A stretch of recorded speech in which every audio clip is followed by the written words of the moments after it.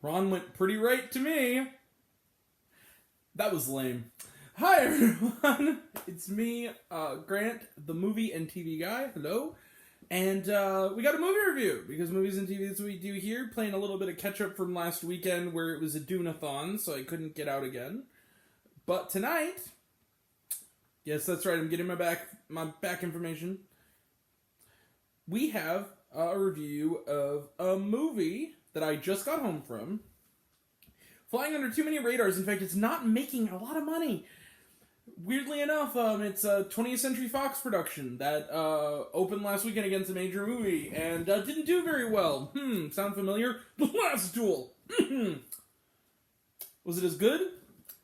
I think so. That movie is Ron's Gone Wrong. I love that title. Ron's Gone Wrong is directed by Sarah Smith, Jean-Philippe Vine, and is co-directed by Octavio E. Rodriguez. What's Ron's Gone Wrong about? Well, the film centers on Barney Podowski, voiced by Jack Dylan Grazer, who's everywhere lately, both animated and otherwise, and is a fine young actor. He plays Barney Podowski, who is a young man who lives with his father and grandmother, who seems to be a Russian immigrant, I believe. His grandmother and father are struggling to make ends meet since his mother passed away when he was 2. He's a middle schooler, and it's kind of sort of set in maybe the present day, maybe a little into the future, and essentially the Bee-Bot, or Bubblebot, is the thing of the future. It's basically like a little robot that basically is like a living iPhone. It essentially, but not only does it give you like your music, your movies, your apps, what have you, it helps you make friends. Essentially, it is a perfect object for a friendless guy like Barney. Unfortunately, his father it's his birthday, and his father wants to get him a birthday present, and really wants to get him that Bebop, but it doesn't, it costs too much. Wouldn't you know it, a Bebot falls off of a delivery truck, and gets slightly beat up a little bit, and, with a little finagling from dear old grandma, and a little bit of, bartering, good old Barney's dad gets him the slightly beat up Bebot, who Barney dubs Ron.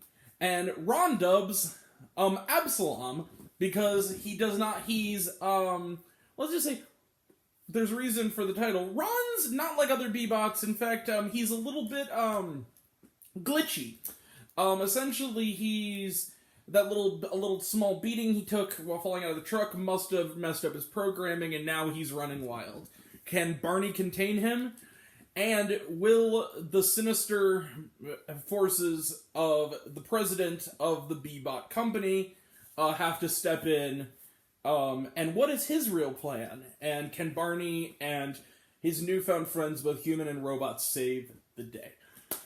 I'm gonna come right out and say it.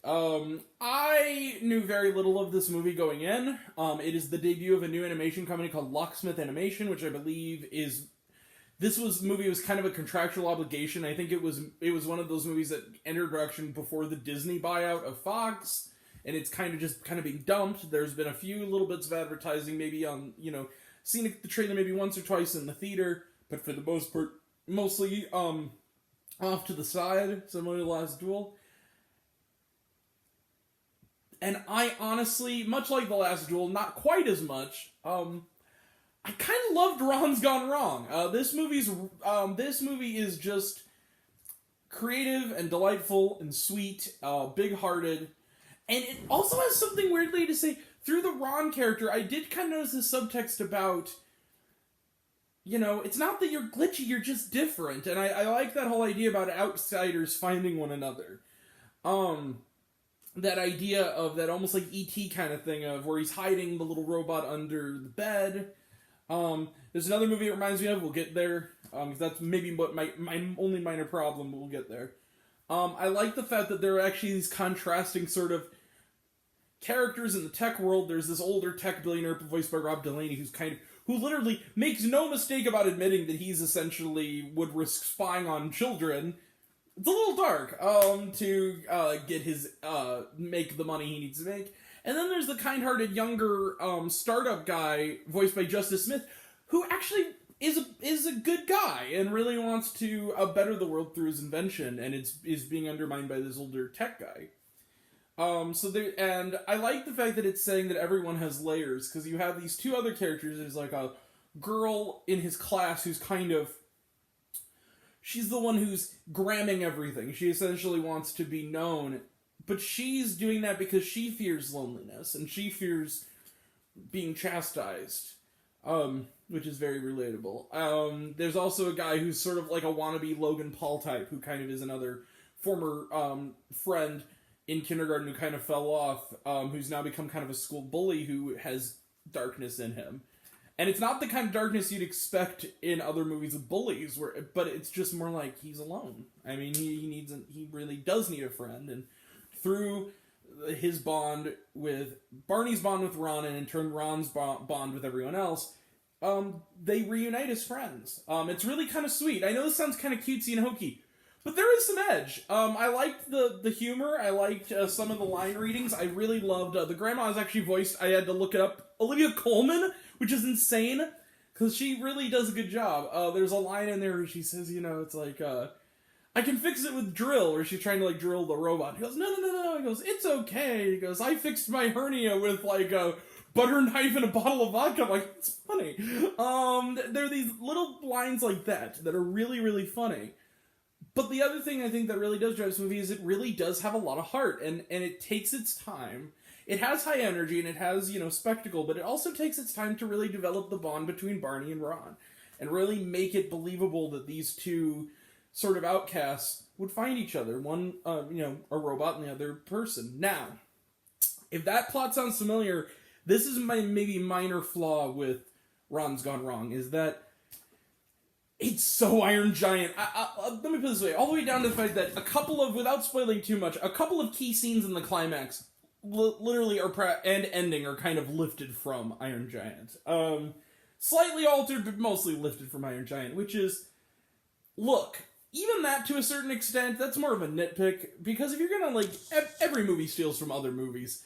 If you're gonna steal from a movie, stealing from a good one. I mean, that's because Iron Giant is a great movie, so and I wouldn't call maybe Ron's Gone Wrong a great movie, but it's a very, very good movie, and I really liked the animation style. I liked the look of the Bebot. It kind of has this, and I like the fact that it's actually Disney using its tie-in brands in a creative way, much like they did in Free Guy, where some of the skins are like of Captain Marvel and like Darth Vader. I'm like, that's cool.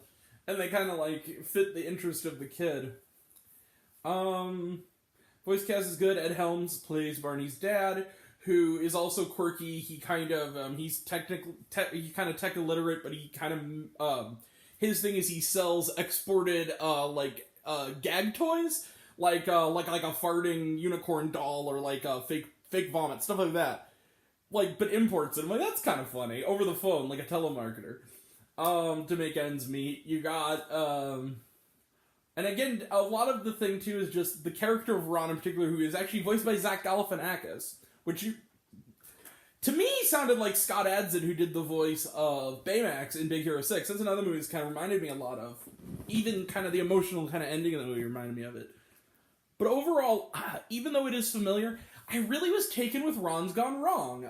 Let's just say Ron's Gone Wrong is a very right movie indeed. How much I want to say, you guys, I'll give Ron's Gone Wrong, not going to go all the way, but I'll go pretty far. Maybe I'll adjust it a little bit, but I'm going to give Ron's Gone Wrong 4.5 out of 5 stars. Now, somebody say that's a little high considering these.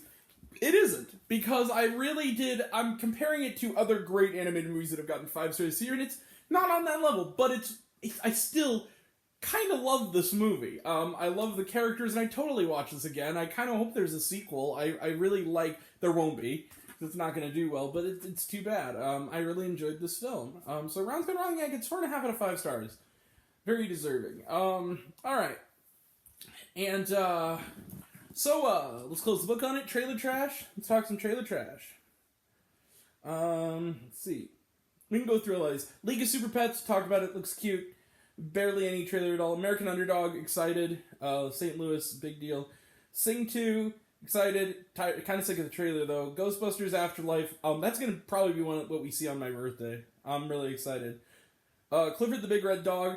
Honestly, I think this looks really cute. This is a newer trailer, too. It looks really cute. When he's trying to be small, that made me go, aw.